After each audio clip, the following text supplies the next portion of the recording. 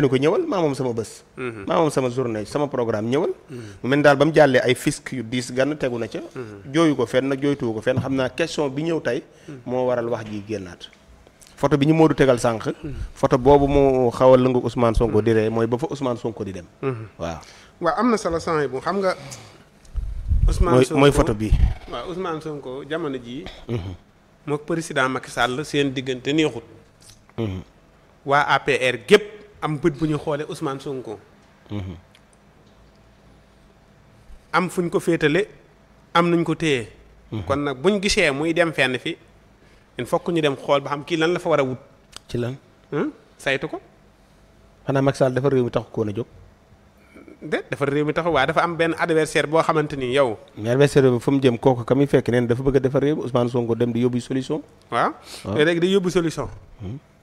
dafa bëggoon a dem pour ñu waxtaane ay solution mais président Macky Sall xamul lu ñu doon waxtaane xamul lu ko waraloon. ok bu fekkoon ne tey jii moom président Serigne Boub dafa bindoon lettre président Macky Sall éviter ko.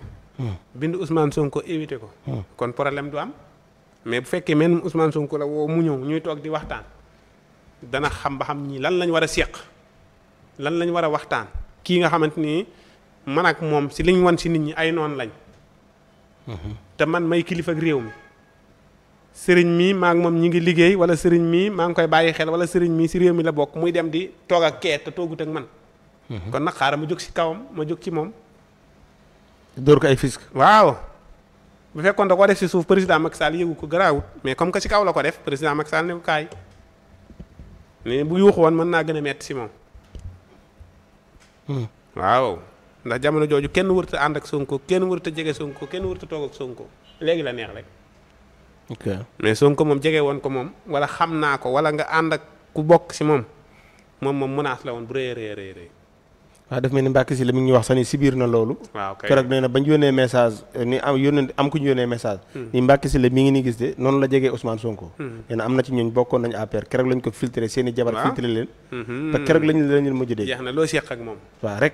loo seq ak Ousmane Sonko wala loo ànd ak Ousmane Sonko wala bu ngeen photo wala naa nga xam nga bu ngeen tasee photo sax mën nañoo samp ay laaj woo la téléphone lan ngeen seq mais boo amee programme woo ko mu déplacé wu ñëw toog waxtaan ak yow ñu gis ngeen di lëngoo ko kii na ñaar ñi am na luñ seq lu bokkut ak éviter la nga ñëw lan lañ war a seq loolu la rek waaye alhamdulilah comme que yàlla jeexal na lépp dëgg rek moo njëkk te mooy mujj alhamdulilah rabbil alamin ñu ngi si dëgg yàlla nañu si yàlla defal ndam.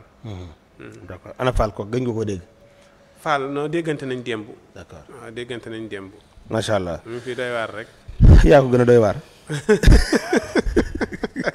ñëw ko mu mel ni.